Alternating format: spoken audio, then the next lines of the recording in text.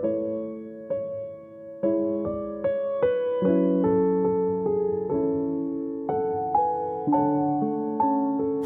본문은 성경에 유일하게 나오는 예수님의 유년기 시절 이야기입니다. 그런데 좋은 이야기가 나온 것이 아니라 놀랍게도 예수님의 부모님께서 예수님을 잃어버린 사건입니다.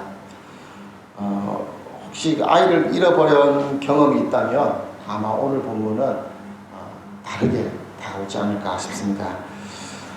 제 아내가 큰애 세임이를 잃어버린 적이 있습니다. 큰애가 앞에서 웃고 있는데요. 이제 돌이 지나면서 아장아장 걷기 시작하고 밖에 나가고 싶어하는 그때였습니다. 그때가 겨울이어가지고 밖에 추워서 못 나가서 계속 집 안에만 있었습니다. 집 안에 있다 보니까 애가 얼마나 근질근질 하겠어요. 그래서 나가자고 하다가 며칠 못 나가다가 드디어 나갈 수 있는 기회가 생겼습니다. 세임이 또래의 어머니들이 그 동네에서 이렇게 모여서 동네에 있는 쇼핑센터를 가기로 했습니다. 실내에 있는 쇼핑센터이기 때문에 춥지도 않고 또 날씨를 피할 수 있기 때문에 세임이는 실컷 뛰어놀 수 있을 것 같고 또 아내 입장에서는 그 아주머니들과 함께 이야기를 나눌 수 있을 것 같아서 갔습니다. 가서 세임이가 뛰어노는데 너무 좋았죠. 또 세임이만큼 좋아하는 분은 또 저희 아내도 이제 입을 열고 얘기를 할 수 있으니까 더 좋았습니다. 그렇게 웃으면서 얘기를 하다가 갑자기 이제 고개를 돌려보니 세임이가 없어진 거예요. 그렇게 웃으면서 기분 좋다가 세임이가 없어진 것을 알고 나니까는 이제 얼굴이 바뀌겠죠. 얼굴이 바뀌어서 세임이를 찾기 시작했습니다. 세임이를 찾고 그 넓은 그 쇼핑센터인데 평일이었기 때문에 사람이 없어서 고개를 들면 어디 있는지 보여야 되는데 고개를 들어도 안 보이는 거예요. 아마 한 1분, 2분 지났을까 등에는 겨울이지만 식은땀이 막 흐르고 그렇게 찾다가 보니까 저기 어딘선가 어느 아저씨가 세임이 손을 잡고 오는데 화장실에서, 남자 화장실에서 나오는 거예요. 그러니까 아내가 들어갈 수 없는, 찾을 수 없는 그곳에 갔기 때문에 찾기가 어려웠습니다. 아마 1분, 2분의 시간이었겠지만은 아내에게는 그 시간이 얼마나 길게 느껴졌는지 모른단 말이에요. 그리고 아이를 잃어버렸을 때의 그 당황하고 힘든 그 순간 있었고 또 아이를 찾았을 때의 그 긴장감이 풀어지면서 그때의 피로감이 며칠을 일을 한 것 같이 꼭 명절에 시집을 갔다 온 그 피로감 이상으로 그 피로감을 느꼈다고 하더라고요. 얼마나 힘들었을까. 아마 부모의 입장된 마음에서는 아마 이해가 될 것 같아요. 아이를 잃어버린 것이 이렇게 어려운 것이고 또 그 1분밖에 안 되는 시간 완전히 이전과 경험해보지 못한 그 어떤 것을 경험하는 시간이었겠죠. 놀이동산에서 아이를 잃어버린 엄마를 봤는데요. 그 엄마가 아이를 찾는 모습이 계속해서 애기 이름을 부르면서 사람이 많은데 계속해서 부르면서 정신이 나갔더라고요. 완전히 정신이 나가서 애기 이름을 부르면서 가는데 옆에서 찾았다고 막 소리 지르는데도 이게 안 들려요. 옆에서 여보 찾았어 했는데도 안 들리다 그 애가 앞에 나타나니까 갑자기 자기가 찾은 것 마냥 그 정도로 주변 소리가 안 들릴 정도로 정신이 나가는 것 같더라고요. 하루만 잃어버려도 하루가 아니라 1분만 잃어버려도 이렇게 힘들고 2, 3분 가면 정말 힘들 거예요. 그런데 오늘 본문은 예수님을 하루도 아니고 3일 동안을 예수님을 잃어버렸습니다. 그 얼마나 힘든 시간일까. 참 힘든 시간이 있구나라고 생각이 들면서 가만히 생각하니까 어떻게 예수님을 잃어버릴 수가 있지? 다른 아이도 아니고 하나님의 성령으로 잉태하셔서 하나님의 아들이라고 알고 있는 그 예수님 어떻게 잃어버릴 수가 있을까? 한편으로는 이해가 되지 않지만 요셉과 마리아의 입장에서는 아이를 잃어버릴 수 있는 그 상황이 되었을 수도 있겠구나. 아마 아이의 입장에서는 부모님을 잃어버려서 힘들 수도 있을 것이고 부모 입장에서는 아이를 잃어버렸기 때문에 찾아야만 하는 어떻게 보면 예수님이기 때문에 인생의 가장 큰 어려움이 닥친 그 순간이 될 수도 있을 겁니다. 그 당시 요셉과 마리아의 입장을 살펴보고 또 예수님의 입장에서도 한번 살펴보면서 우리 삶의 어려운 순간이 생겼을 때에 어떻게 해결해야 되는지를 우리 한번 살펴보면 좋을 것 같습니다. 오늘 본문을 돌아가서 배경을 한번 살펴보겠습니다. 오늘 본문을 보면 당시 6월절이 되면 많은 유대인들이 예루살렘으로 올라옵니다. 7일 동안 예루살렘에서 6월절 행사를 갖습니다. 6월절의 행사가 7일 동안 일주일 동안 이어지기 때문에 그 행사에 참여하는 사람들은 자기의 일상을 접어두고 와야 됩니다. 오늘 본문의 요셉과 마리아는 나사렛이라는 동네에서 예루살렘까지 와야 되기 때문에 아마 140km 정도가 된다고 나타납니다. 이 140km를 차나 기차를 타고 오는 것이 아니었기 때문에 4일, 5일 정도를 걸어서 와야 되는 길이죠. 그러면 4, 5일을 걸어서 집회의 장소까지 오고 또 집회를 일주일 동안 참석하고 또 돌아가는데 또 4일 정도 걸리면은 보름 이상의 시간이 걸리겠죠. 이 보름 이상의 시간을 내 시간을 빼놓고 온다는 것은 그 일상을 접어놓고 행사를 참여한다는 것은 너무나 어렵겠죠. 그래서 어떤 사람은 가장 형편상의 이유로 하루 이틀만 참석하고 돌아가는 사람도 있었습니다. 그런데 오늘 나오는 요셉과 마리아는 아주 신앙이 좋은 사람이었나 봅니다. 관리에 따라서 해마다 6월절이 되면 예루살렘으로 갔다라고 표현됐고요. 또 예수님도 12살이 되어서 이 절기의 관례를 따라서 이 행사에 참여를 했습니다. 집회 일정이 하루 이틀이 아니고 오랜 기간이었기 때문에 그 일정 모두를 마친다는 것은 삶보다 그 신앙이 먼저라는 것을 우리에게 또 보여주고 있는 모습도 되는 것 같습니다. 43절을 보면 이 날들을 모두 마치고 돌아가는 길에라고 기록되면서 7일간의 모든 일정을 마치고 돌아가는 요셉과 마리아를 보면 유대인 중에도 이 두 부모님은 아주 신앙이 깊었고 이 교회 행사도 열심히 참여했던 그런 성도 같습니다.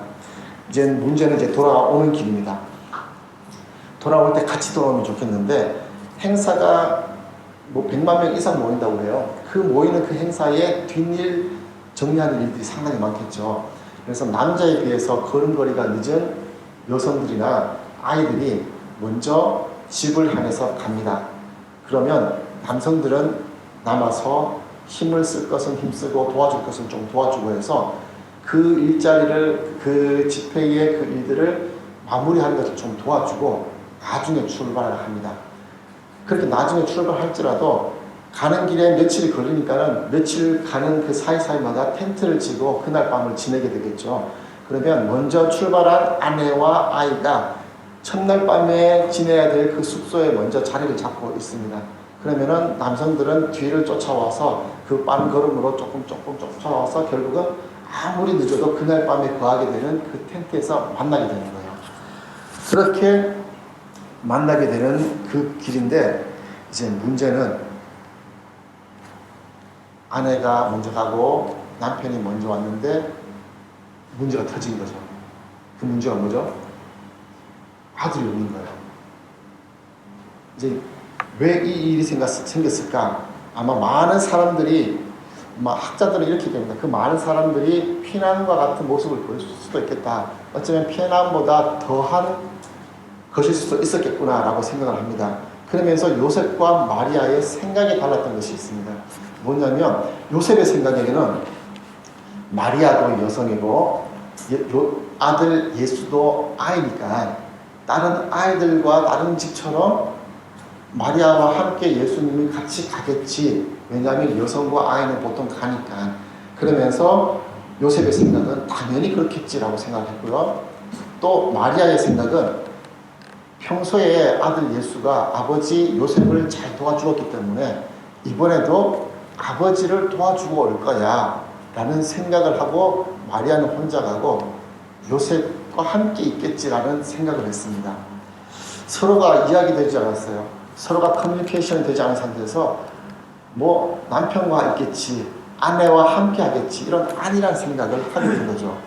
이제 아이를 봐본 부모님이라면 이게 어떤 상황인지 알 거예요.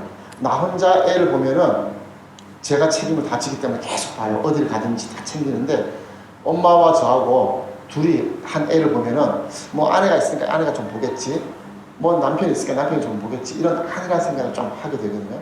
그때 애가 넘어지고 다치더라고요. 아마 이런 상황이 아니었을까. 그래서 44절을 보면은 이렇게 표현됩니다. 동행 중에 있는 줄로 생각하고, 마리아는 요셉과 동행 중에 있는 줄로 착각했고요. 마리아는 요셉과 동행 중에 있는 걸로 착각을 했습니다.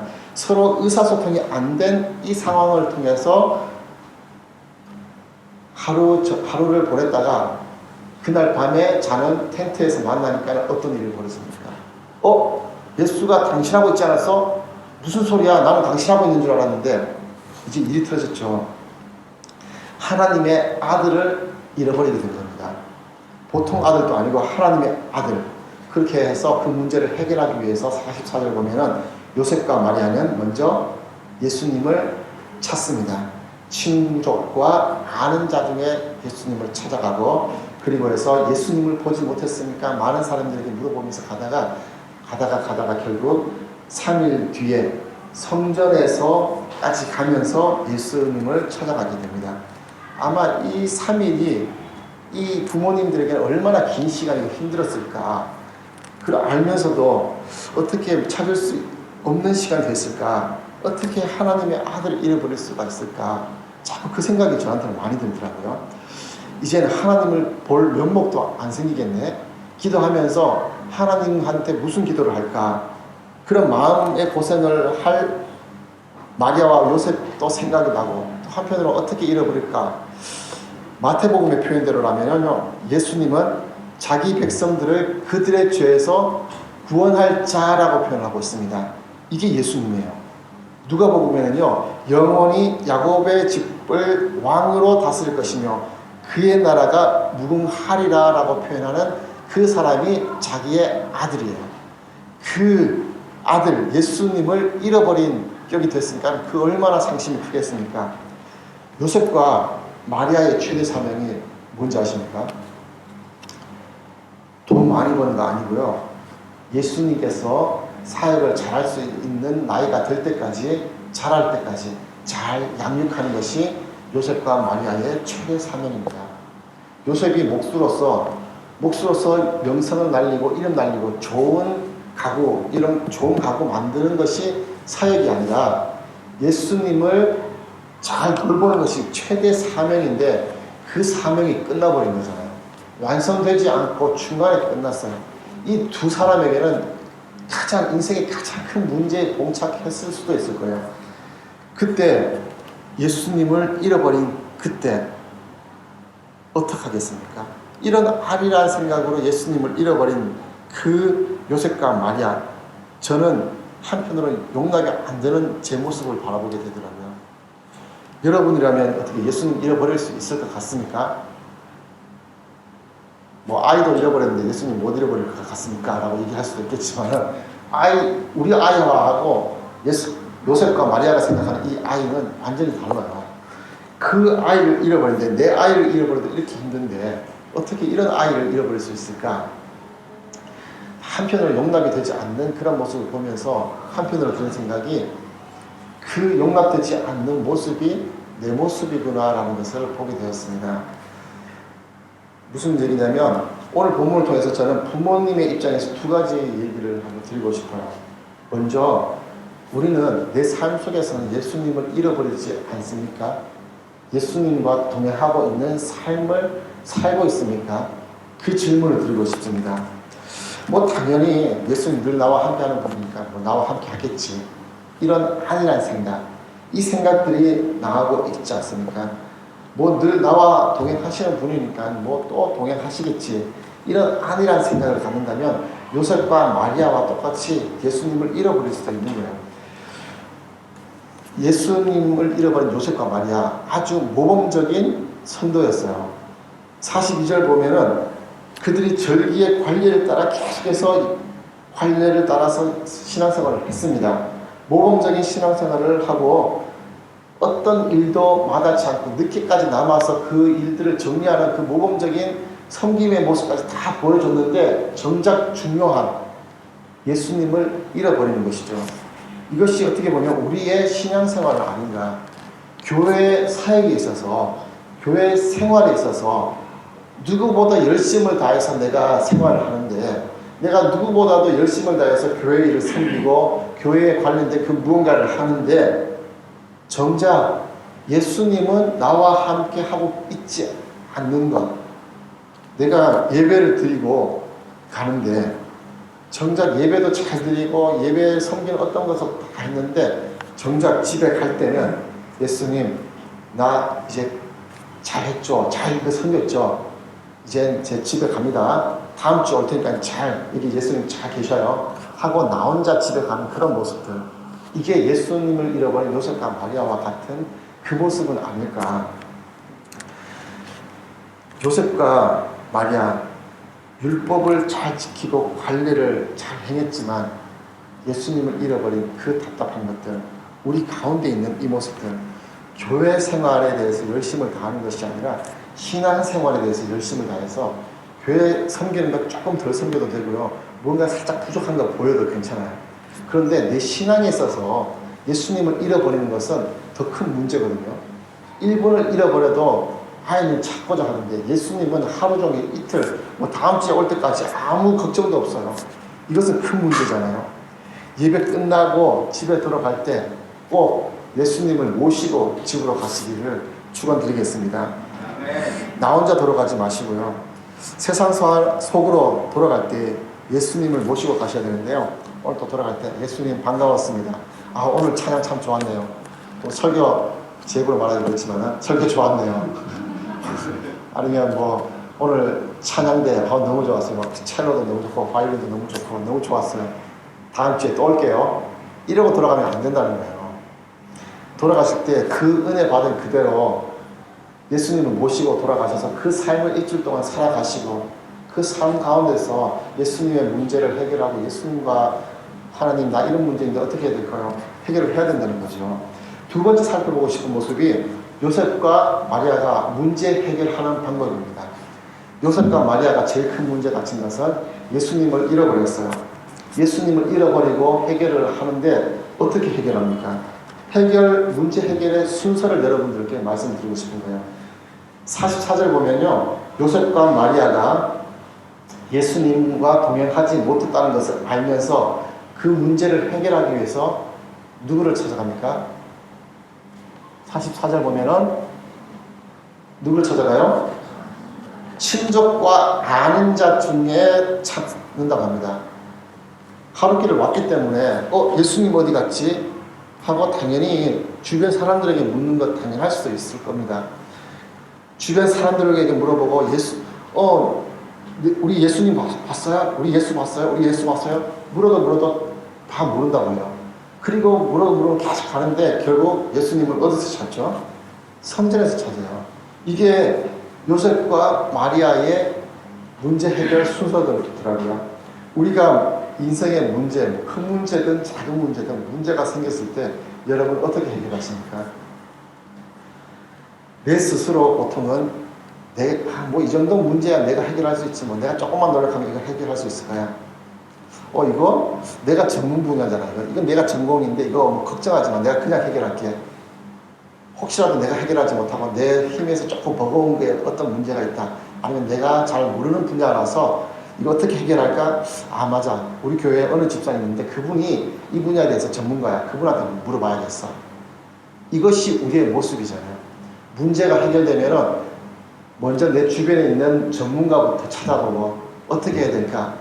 이것을 찾는데, 그게 아니라 이 문제의 해결 방법은 먼저 예수님을 찾아야 되는 것이죠.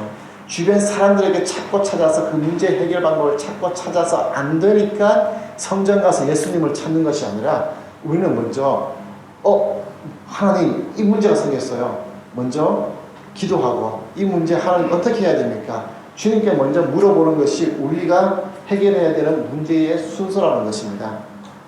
그런데 쉽지가 않잖아요. 제 직업이 목사입니다. 그렇기 때문에 제가 하는 일의 대부분은 교회 일이고요. 누가 볼 때 제 하는 일의 대부분은 하나님을 위한 일이라고 보여집니다.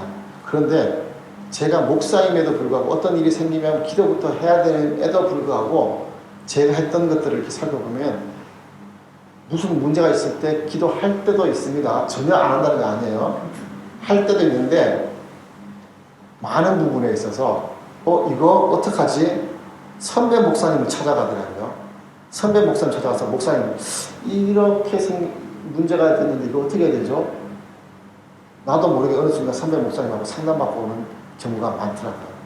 목사임에도 불구하고 이런데 우리 일상에서 이런 사람들은 너무 많잖아요. 세미가 아플 때가 있었어요. 그때 밤에 아플 때가 한 번 있었는데 당황스럽잖아요. 응급실에 가야 될까 말아야 될까 고민하고 어떻게 해야 될까 고민하는 순간에 기도가 나오더라고요. 어떻게 됐을까요? 울음을 끝이더라고요. 이 말씀 가운데서 하나님께서 저한테 말씀하시는 것이 세상의 문제는 의사를 찾아가야 되지만 그럼에도 불구하고 먼저 기도해보라는 것들을 우리에게 말씀하는 것들이 많더라고요. 물건을 잃어버렸을 때도 찾다가 못 찾으면 기도하는 게 아니라 기도부터 하니까 또 찾아지더라고요.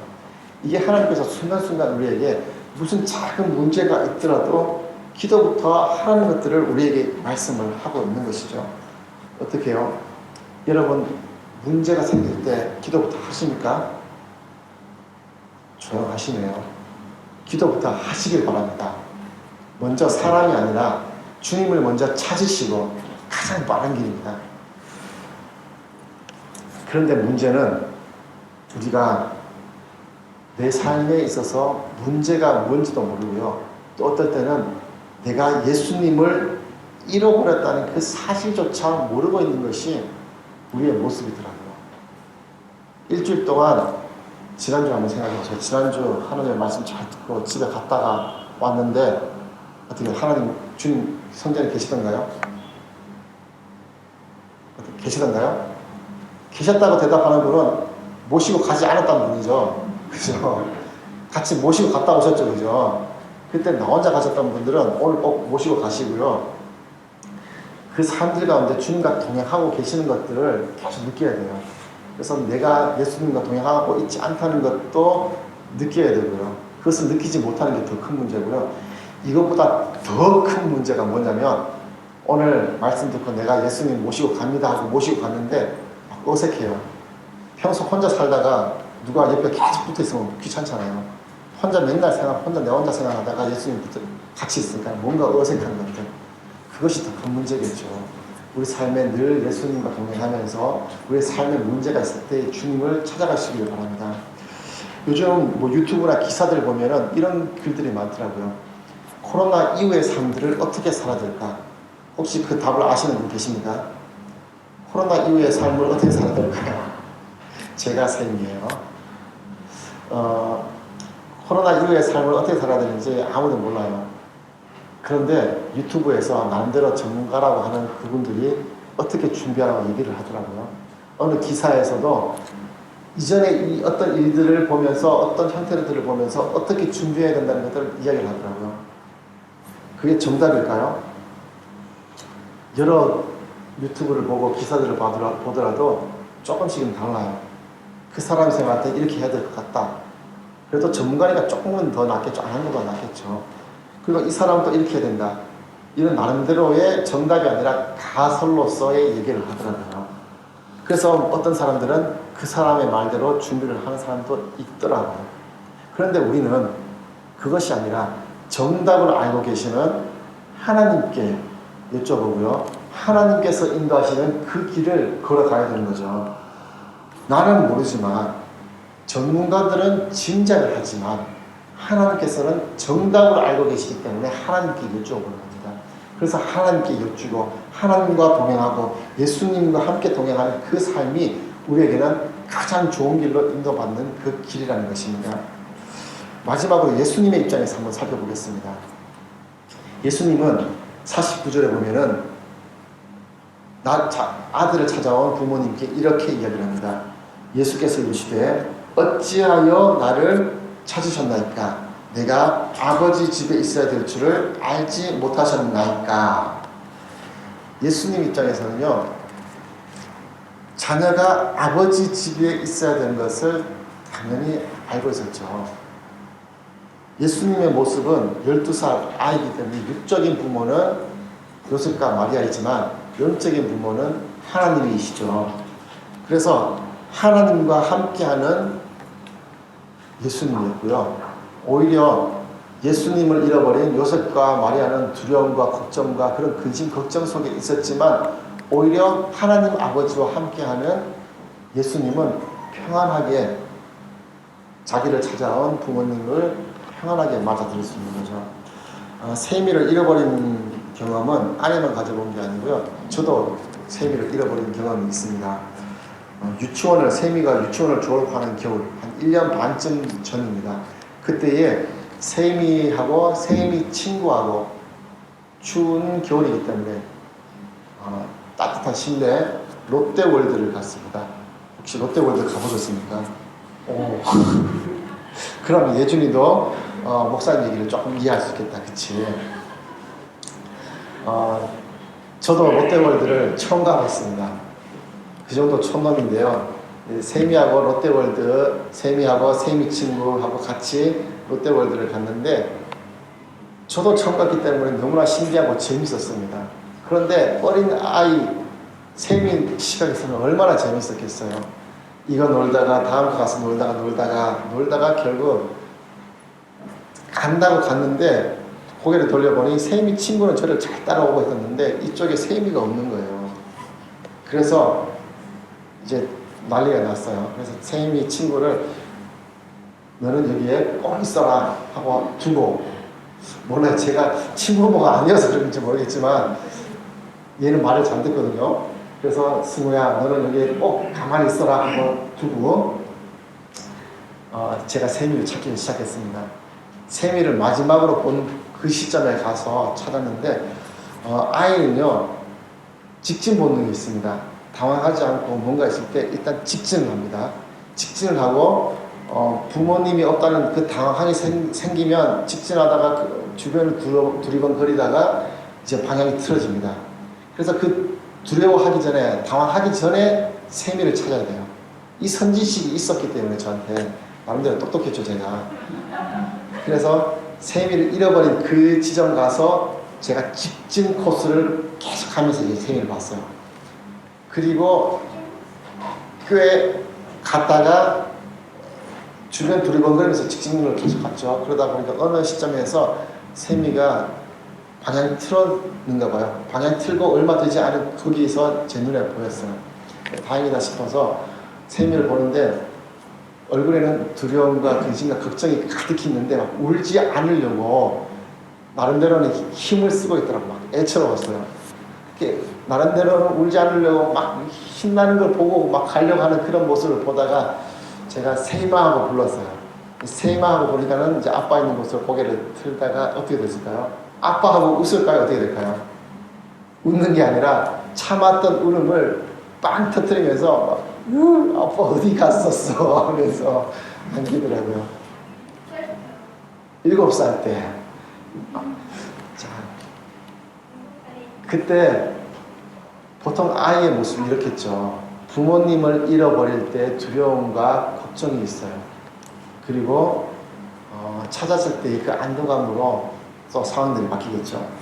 그런데 예수님에게는 부모님을 3일 동안이나 잃어버렸는데 이런 모습이 오셨습니다. 왜요? 하나님 아버지와 함께 있었기 때문에 평안한 거예요. 우리의 삶들 가운데서 예수님을 두고 집에 가기도 하고요. 하나님과 동행하지 않는데도 불안함이 없어요. 아버지를 잃어버리고 내가 두려움과 근심과 걱정 가운데 있다면 그것이 이제 하나님과 자녀와의 관계죠. 그래서 다윗이 고백하잖아요. 주의 성신을 내게서 떠나지 말게 하옵소서. 내가 하나님과 함께 동행하고 있지 않은데 아무 걱정도 없고 근심도 없고 아무런 두려움도 없다. 이것은 내 신앙에 문제가 있는 거예요. 그래서 늘 예수님과 동행하는 삶을 사시고 또 계속해서 하나님과 함께 동행하셔야만 합니다. 사랑하는 베들교회 성도 여러분, 여러분은 지금 어떻습니까? 근심과 두려움 가운데 있습니까? 세상의 문제들 때문에 걱정되고 두렵습니까? 예수님과 함께 하고 있지 않기 때문입니다. 예수님을 찾고 계십니까? 성전에서 찾으시기를 바랍니다. 주변 사람들에게 물어가고 내 인생의 문제에 대해서 해답을 찾지 못합니다. 먼저 성전에서 기도하면서 그 해답의 순서 하나하나를 찾아가시기를 바랍니다. 내가 배운 방법으로는 또 그 분야의 전문가들 또 그 멘토들을 찾아가서는 그 해답에 대해서 정확하게 알지는 모릅니다. 그러나 예수님께 하나님께 구하는 그 질문은 정확한 정답을 가지고 계시기 때문에 하나님을 찾으셔야 됩니다. 아는 자들 중에 찾다가 결국은 성전에서 찾는 요셉과 마리아처럼 되지 마시고 성전에서 먼저 그 해답을 찾으시기를 바랍니다. 내 인생에 문제가 생겼을 때에 내 삶에 짓누르는 어떤 어려움에 직면했을 때에 성전에 나와서 예수님께 하나님께 부르짖어 보시기를 바랍니다. 하나님 아버지께서 나와 동행하시고 계시기 때문에 우리는 세상에 두려움이 없습니다. 세상에 코로나라든지 어떤 다른 내 인생에 어떤 문제가 있을지라도 담대함으로 승리할 수 있습니다. 돌아가실 때는 예수님 꼭 모시고 돌아가시고 또 동행하심으로 인해서 우리의 삶이 승리의 삶으로 이 세상을 이겨내는 그 삶을 사시기를 담대함으로 사시기를 주님의 이름으로 축원드리겠습니다. 기도하겠습니다. 하나님 감사합니다. 우리 삶에 있어서 혹시라도 예수님을 잃어버린 삶이 있다면 예수님을 성전에서 찾을 수 있도록 인도해 주시고 삶에 근심 걱정되는 문제가 있다면 세상이 아니라 주님께 해결받고 주님을 통해서 그 문제를 이겨낼 수 있도록 주님 인도하여 주시옵소서. 내가 하나님과 동행하지 못하여서 불안과 근심 속에 있다면 이 세상을 이길 수 있도록 하나님과 동행할 수 있는 그 힘을 허락하여 주시고 그 담대함으로써 세상을 이기고 또 그 담대함으로써 세상을 영위해 나갈 수 있도록 인도해 나갈 수 있는 영향력을 끼칠 수 있는 하나님의 자녀가 될 수 있도록 주님 축복하여 주시옵소서. 항상 주님과 동행하기를 간절히 원하며 귀하신 주 예수님 이름으로 기도드리옵나이다. 아멘. 교회 소식 말씀드리겠습니다. 베들교회 오신 여러분 한 분 한 분을 주님의 이름으로 축복드립니다. 마스크를 낀 모습만 보다가 요즘 마스크를 벗은 모습을 보니까 제가 누가 누군지 어떨 때 매치가 안 될 때가 있어요. 그래서 제가 혹시 못 알아보더라도 인사를 해주시고요. 신방이 필요하신 분들은 신방하면서 조금 더 교제도 하고 서로 기도하면서 주님 앞에 나갔으면 좋겠습니다. 담임 목사님과 사모님께서는 건강 문제로 지금 미국 방문 중에 계시고요. 건강히 뵐 수 있도록 기도해 주시기를 바랍니다. 1층에 영유아 동반하신 부모님을 위해서 모니터를 하나 설치를 했습니다. 처음부터 거기에 가시지 마시고요. 여기서 예배 드리다가 우리는 애들 시끄럽다고 눈치를 안 주잖아요. 그런데 부모님은 제가 부모들 입장에서는 눈치가 보이더라고요. 미안하더라고요. 그럴 때 내려가시기 바랍니다. 처음부터 내려가시면 어릴 때부터 예배 드리는 습관을 길러주는 것도 중요하기 때문에 같이 예배 드리다가 조금 눈치가 보인다 할 때 내려가셔서 모니터와 예배를 끝까지 드리면 되겠습니다.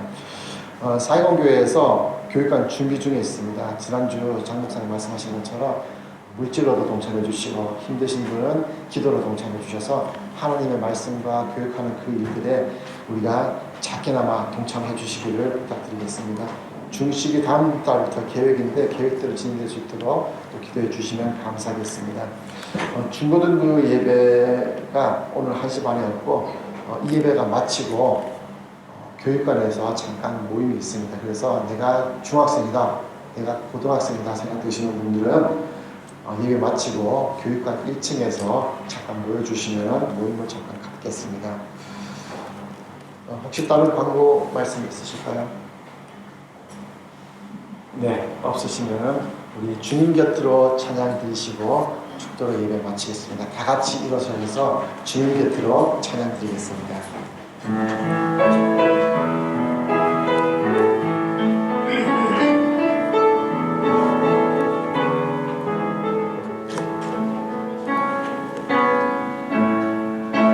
주님 곁으로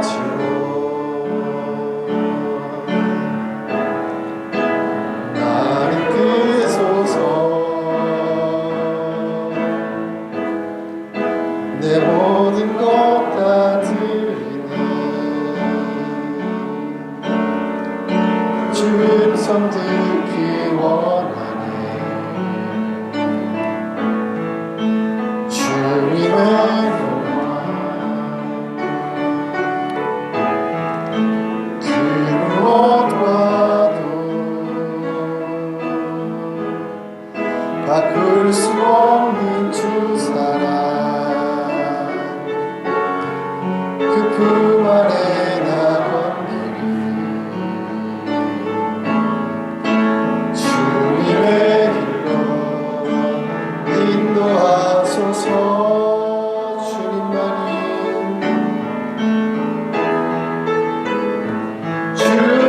주님만이 내 모든 것 되시니 주님만이 더 알게 하소서. 다시 한 번 더 고백하겠습니다. 주님만이 내 모든 것 되시니 주님만이 내 모든 것 되시니 주님만이 더 알게 하소서.